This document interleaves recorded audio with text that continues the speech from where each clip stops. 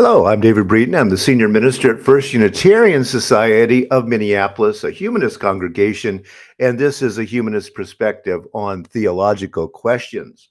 The last few weeks, I've been doing some defining of humanism. The American Humanist Association, the secular humanist group in the United States, defines humanism this way. Humanism is a progressive philosophy of life that, without theism or other supernatural beliefs, affirms our ability and responsibility to lead ethical lives of personal fulfillment that aspire to the greater good. Again, I've mentioned several times that all the definitions of humanism are different because there's no Pope or Vatican of humanism, but that they all have certain elements that are the same. One is human agency, as it's called in theology. That is, we humans can change the way things are, and that we do this without any kind of supernatural assumptions going on.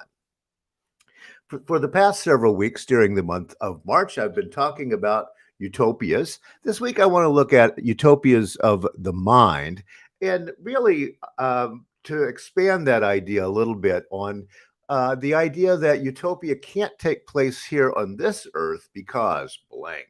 And we'll think about that. Um, we don't tend to think of St. Augustine as maybe a utopian writer, but he was one of the first to really think about this situation that we human beings are in. Most famously, he wrote the Confessions of St. Augustine. It's one of the first autobiographies, if the first autobiography. It's kind of fun to read if you haven't done that. The City of God is a less famous work, but much, much more important in terms of church and theological history. Now, St. Augustine wrote a book called De Civite Dia contra Paganos, and that is the city of God against pagans. That's the full title. It was written in 426 of the Common Era. Now, Augustine of Hippo lived from 354 to 420 of the Common Era. Hippo is now in Algeria, and he is today the patron saint of brewers, printers, and theologians. And he is honored in both the Western Roman Catholic world and in the Eastern Orthodox world, and also among Episcopalians here in the U.S. in the Anglican communion worldwide. Now, to set up what was happening during Augustine's time, and yes, Saint was his first name, the Visigoths sacked Rome in 410 of the Common Era. This changed everything in the Western world, European world. The Visigoths were Germanic peoples. They were Christian before they invaded Rome, by the way. And this is a sort of side note to history that is actually very interesting, but not for today. But the Roman Empire, there are all kinds of predictions. Hey, when did it end? When did it start? And that kind of. But 410 is very important because Germanic peoples went into the city and destroyed many of the monuments, and therefore, really, kind of the intellectual, mindful basis of the Roman Empire. So the question became, what would happen when the eternal city of Rome had faded away? Now, this idea had not occurred to people in quite some time. The Western Empire starts in around 27 BCE. It's according to how, again, you date these things, and ends in around 480 of the Common Era. And the Eastern Empire from 395 of the Common Era, separating away from the Western Empire, and it lasts until about 1453.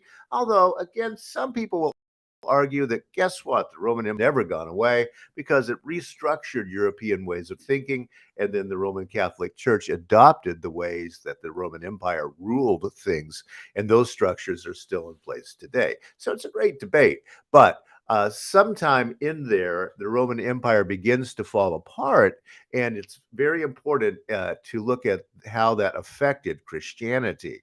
Now, one of the books that is very fascinating about the earlier era is called The Storm Before the Storm, The Beginning of the End of the Roman Republic by Mike Duncan, a well-known podcaster and a very good historian.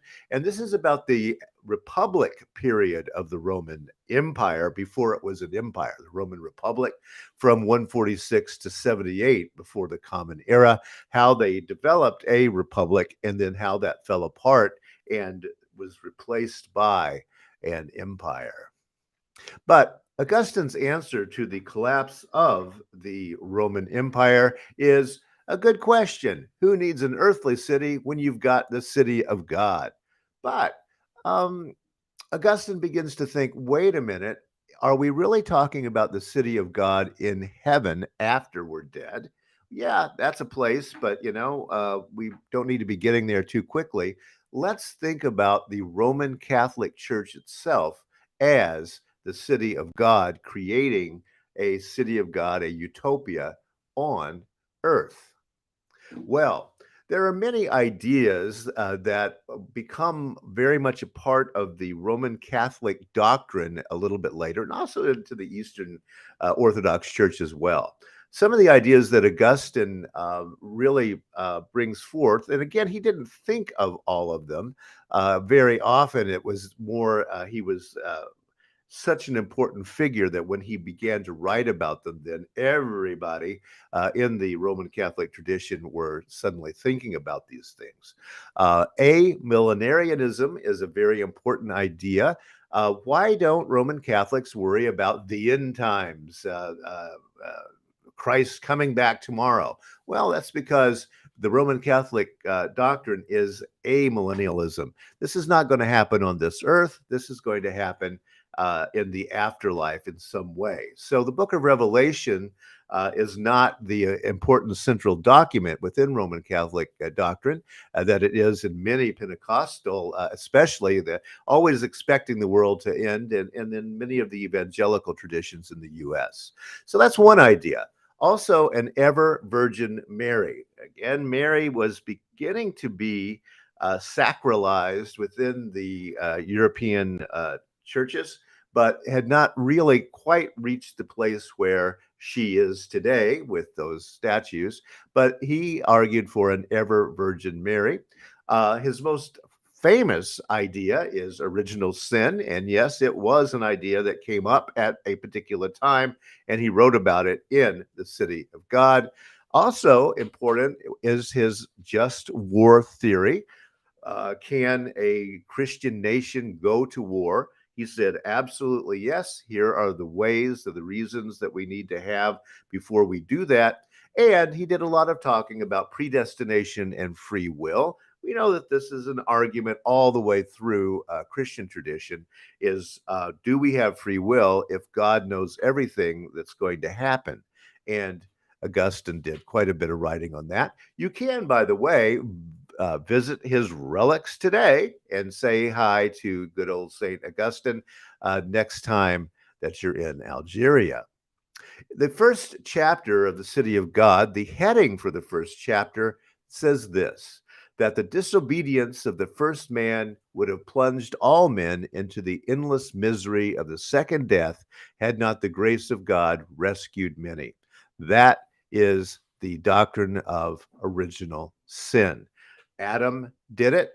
We are guilty of it, and we will indeed burn in the everlasting fire if we don't seek out the resurrection through Jesus Christ. He also wrote, accordingly, two cities have been formed by two loves, the earthly by the love of self, even to the contempt of God, and the heavenly by love of God, even to the contempt of self. The former, in a word, glories in itself, the latter in the Lord. So we shouldn't worry about the decay of the Roman Empire and the failure of this political system that all of us have known and all of our grandparents, great-grandparents, etc., have always known. It's not important because we have this idea of a city of God that's going to take care of us. He wrote, thus a good man, though a slave, is free, but a wicked man, though a king, is a slave. For he serves not one man alone, but what is worse, as many masters as he has vices. So a good Christian person, even though he may be a slave, which was part of the social system of that day, Even though that person is a slave, actually you're free. Don't worry about it. And a king, if he's not a Christian, he is the one who has a master. Well, from the city of God, he wrote. So it falls out that in this world, in evil days like these, the church walks onward like a wayfarer stricken by the world's hostility, but comforted by the mercy of God. Nor does this state of affairs date only from the days of Christ and his apostles' presence on earth. And so the city of God is going to replace the Roman Empire. We don't need to worry. And really, St. Augustine began life as a Manichaean, and he seems to have contained this idea even after he becomes a Christian. And the Manichaean idea is that there are two spirits on the earth, a good and an evil. We would call it God and Satan in Christian tradition, and those two are endlessly fighting. But Satan is generally winning on the earth. That's why you can look around and see poverty, war, starvation, etc. We are establishing the city of God on the earth through the church. It was never any different from the days when the first just man Abel was slain by his ungodly brother. So shall it be until this world is no more. So that's the answer to Utopia from St. Augustine. You're not going to get there because human beings, are in a fallen state necessarily because of the disobedience of Adam and Eve, and we have to pay for it on this earth, and it's never going to be different than that. He also wrote, trials and tribulations offer us a chance to make reparation for our past faults and sins. On such occasions, the Lord comes to us like a physician to heal the wounds left by our sins. Tribulation is the divine medicine. So all these trials and tribulation, all of this warfare, starvation, and and unease and angst that we experience as human beings, it's all right there to test us, try us, and make us better so that we can find our way to heaven. Well, what does this lead to? Well, as the Roman Empire collapses, as the Roman Catholic Church rises in Western Europe, we are going to be falling into a world in which we have a lot of death dancing around. We've got a lot of demons and people that need to be cast out. We've got warfare constantly throughout Europe.